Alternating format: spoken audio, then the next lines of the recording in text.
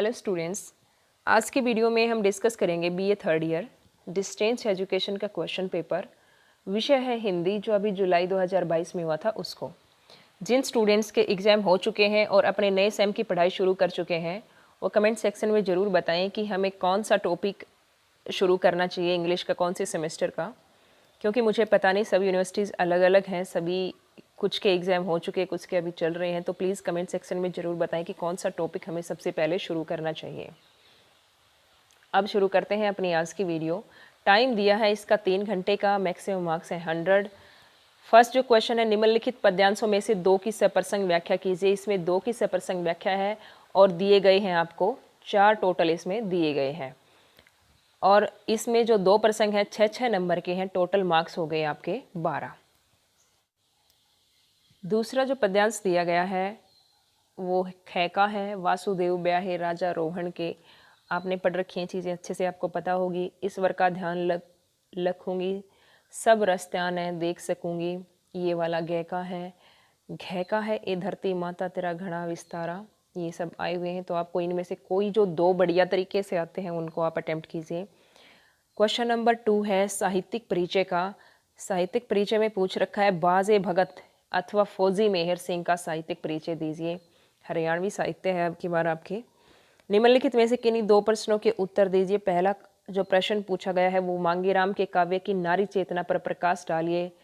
और जो साहित्य परिचय आया हुआ वो आपके 8 नंबर का आया हुआ है। और ये वाले जो 2 क्वेश्चन हैं ये आपकी काव्य धारा में से अलग अलग जो विशेषताएं होती हैं उनके बारे में। तो ये 6-6 नंबर के 2 क्वेश्चन हैं, टोटल हो गए आपके 12। ख का जो क्वेश्चन पूछा गया है वो है, नित्यानंद की भाषा की विवेचना कीजिए।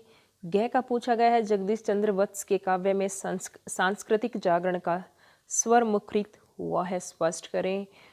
और घ का है, संत गरीबदास की दार्शनिक विचारधारा पर प्रकाश डालिए। क्वेश्चन नंबर 4 का है, स्वर्ण जयंती के उद्देश्य की विवेचना कीजिए। ये 10 नंबर का है स्टूडेंट्स। सांझा सीर का सार स्पष्ट कीजिए। सांझा सीर एक बहुत ही प्रसिद्ध रचना है। ये दोनों आए हुए हैं और 10 नंबर का एक क्वेश्चन है। आपको जो अच्छा लगे, आपको बढ़िया तरीके से आता वो अटैम्प्ट करें। नेक्स्ट क्वेश्चन, निम्नलिखित में से किन्हीं 2 प्रश्नों के उत्तर दीजिए। 10-10 नंबर के हैं ये भी। ये व्याकरण से है आपका, और व्याकरण में पूछे गए हैं आपके 4 क्वेश्चंस, जिसमें से है वर्तनी की परिभाषा और हिंदी वर्तनी का परिचय दीजिए। संक्षेपण प्रक्रिया की विवेचना कीजिए। फीचर की परिभाषा, महत्व और विशेषताओं पर प्रकाश डालिए। कंप्यूटर के विभिन्न भागों का परिचय दीजिए। निम्नलिखित प्रश्नों में से 2 प्रश्नों का उत्तर देना है। 10-10 नंबर के आए हुए हैं और इसमें है विशेषताएं जो साहित्यकाल होता है उनकी। आदिकालीन साहित्य की परिस्थितियों की विवेचना कीजिए। वो जो कवि थे उनकी थी और ये काल की है। कृष्ण काव्य की विशेषताएं बताइए। रीति काल के नामकरण की समीक्षा कीजिए। सूफी काव्य धाराओं की विशेषता बताइए। नंबर 7 है आपका, निम्नलिखित में से 5 प्रश्नों के उत्तर देने हैं 50 शब्दों में। और 5 जो है वो 2-2 नंबर के हैं, 10 नंबर हो गए। आदिकाल की राजनीतिक परिस्थितियों का वर्णन करें। सूरदास के काव्य की कोई 2 विशेषताएं बताइए। भक्तिकालीन की सगुण काव्य धारा का संक्षिप्त परिचय दीजिए। नेक्स्ट है, रीतिबद्ध काव्य के प्रमुख कवि और उनकी रचनाओं के नाम बताइए। नेक्स्ट है, रीति मुक्त काव्य के किन्हीं 2 विशेषताओं का वर्णन कीजिए। संक्षेपण के नियम क्या हैं। मेहर सिंह के काव्य में किसान की स्थिति का वर्णन कीजिए। पत्रकारिता के प्रकार बताइए। श्रृंगाल का काल नामकरण का आधार स्पष्ट कीजिए। खोजी पत्रकारिता क्या होती है, इसके बारे में बताइए। और क्वेश्चन नंबर 8 और लास्ट है, वीर रस अथवा करुण रस, इनमें से कोई एक है स्टूडेंट्स। या तो वीर रस के बारे में आप बताओगे या फिर करुण रस के बारे में।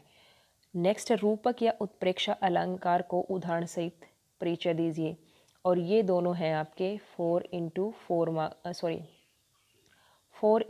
यानी 1-2 बताने हैं आपको, और 4 नंबर का एक है। ये कितने नंबर के हो गए, 8 के। तो ये था आपका हिंदी का क्वेश्चन पेपर। प्लीज़ चैनल को शेयर ज़रूर करना वीडियोस को, और प्लीज़ वीडियोस को शेयर करना सभी स्टूडेंट्स के पास जिनको आप जानते हो, और चैनल को सब्सक्राइब ज़रूर करना।